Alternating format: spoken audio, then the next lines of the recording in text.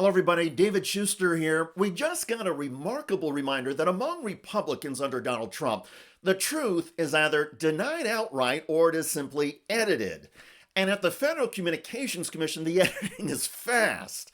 Recently, Donald Trump's FCC Chairman Brendan Carr testified to a Senate committee and faced a simple question. Chairman Carr, yes or no, and please, yes or no, is the FCC an independent agency? Senator, thanks for that question. I think yes or no is all we need, sir. Yes or no, is it independent? Well, there's a test for this in the law, in the key portion of that test. Yes or no, Brendan? The key portion of that test is... Okay, I'm going to go to Commissioner Trusty. So just so you know, Brendan, on your website, it just simply says, man, the FCC is independent. This isn't a trick question. Okay, the FCC is yes not. Or no? Is not. Okay. Is not. So is your website wrong? Is your website lying? Possibly. The FCC is not an independent agency. Okay, can I read this to you? The FCC's mission on the homepage of the FCC, man, an independent U.S. government agency overseen by Congress. Is that factual or is that a lie? The FCC is not formally an independent agency. Is this true or is this a lie? I'm happy to answer your question. Okay. The sine qua non of independence is being removable by the president. Chairman, I have a little bit of time. I'll get back. So, FCC Chairman Carr could not say whether the website at his agency was accurate or not. Democratic Senator Lujan of New Mexico then sought clarification from the other FCC commissioners, starting with Olivia Trusty. Commissioner Trusty? Senator, thank you for the question. The president is the chief executive vested with all executive power in our government, and FCC commissioners are not, we do not have for-cause removal protections, which means that we aren't independent. So is your website lying? I can't speak to the website. I've not seen that. You all are the commissioners in charge of this place, right? So this stuff has to be approved by one of you. If this is lying, then you should just fix it. Let me just say that. That wasn't even my gotcha question. I'm surprised that I've burned up 3 minutes talking about this damn thing. Commissioner Gomez? Yes, and we should be. I appreciate that. Well, Mr. Chairman, if I could just submit the printout of the homepage of the FCC into the record, man, it says it's an independent agency, and if it's not true, then change it. They changed it, all right, rather than defend the website and embrace the decades-long understanding that the FCC is not supposed to be politically beholden to anybody. This Trumpian FCC simply erased the word independent from the website. The erasure of the word independent happened within 20 minutes. Here's what the website stated at the start of the Senate hearing. In that third line, an independent U.S. government agency overseen by Congress. That was changed to a U.S. government agency overseen by Congress. If the FCC wants to be truly accurate, the website should state a U.S. government agency that does whatever the hell Donald Trump wants. A few months ago, after the assassination of Charlie Kirk, ABC late-night comedy host Jimmy Kimmel said, "You would think our President Donald Trump would at least make an attempt to bring us together. President Trump did not. He blamed Democrats." Trump erupted at Kimmel's factual monologue. And FCC Chairman Brendan Carr then gave a podcast interview and threatened to have the FCC take away ABC's broadcast license. Well, at the Senate hearing, Brendan Carr denied he ever made such threats. Yeah, it's not just a website, but memory itself that Brendan Carr seeks to erase. Thankfully, there is videotape. Here is Carr's Senate testimony, followed by what he said back in September.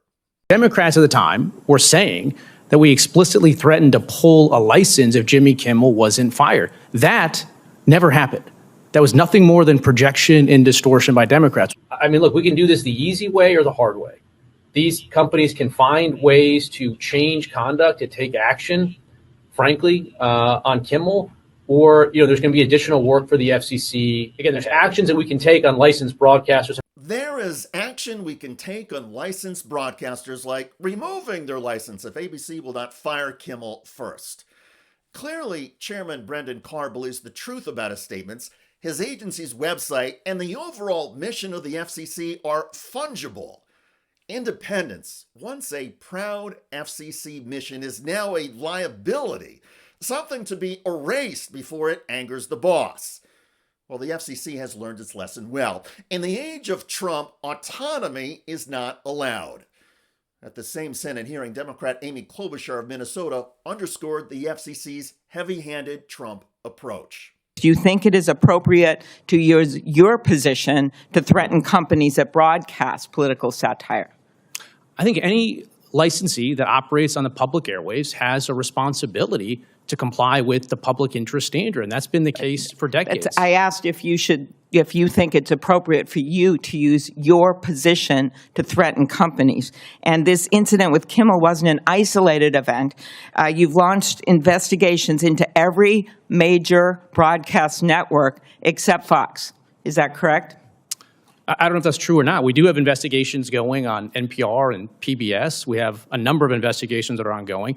I think if you step back over the years, I think the FCC has walked away from enforcing the public interest standard, and I don't think that's a good thing. Okay, you brought up social media. So do you think it's appropriate for after a horrific murder and the stabbing of Rob Reiner and his wife, do you think it's appropriate for someone to say that it happened when they know better, reportedly due to the anger he caused others through his massive, unyielding, and incurable affliction with a mind-crippling disease known as Trump derangement syndrome? He was known to have driven people crazy by his raging obsession of President Donald J. Trump, with his obvious paranoia reaching new heights. Do you think that's appropriate for the President of the United States to do that? And if Jimmy Kimmel would have said that, would have you have threatened to take him off the air? Senator, look, Democrats on this dais are accusing me of engaging in censorship, and now you're trying to encourage me to police speech on the internet. I'm simply not going to do it. I'm just asking you. These are the kind of words, I think they are cruel. I think they hurt President Trump to say that kind of thing. I think it hurts him with trust from the American people. But this is the kind of stuff that's going on right now, and yet you are going after broadcast stations, except for Fox.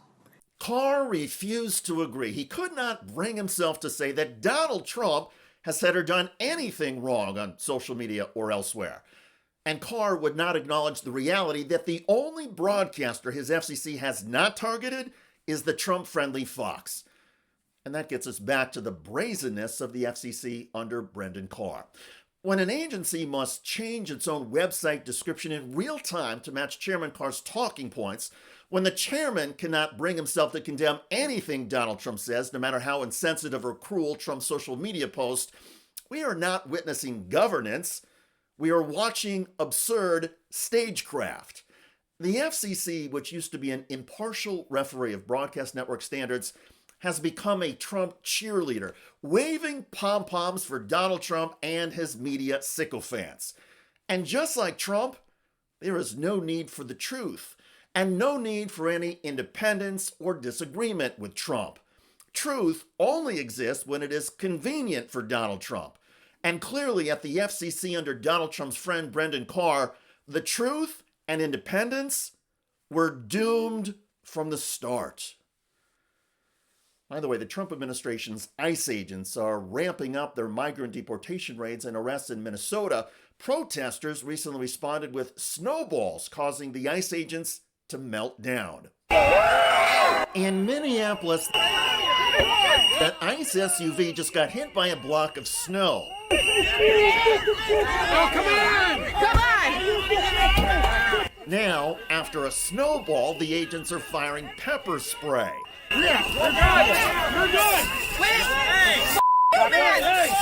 Check out that video at the link below. It generated a lot of comments on YouTube. One of the most popular from Jeff wrote, Minnesota gave ICE the welcome they deserve. Bravo. Indeed. I look forward to reading your comments about Trump FCC Chairman Brendan Carr getting caught lying at a Senate hearing and covering his tracks by trying to erase them. I'm David Shuster. Thanks for joining us.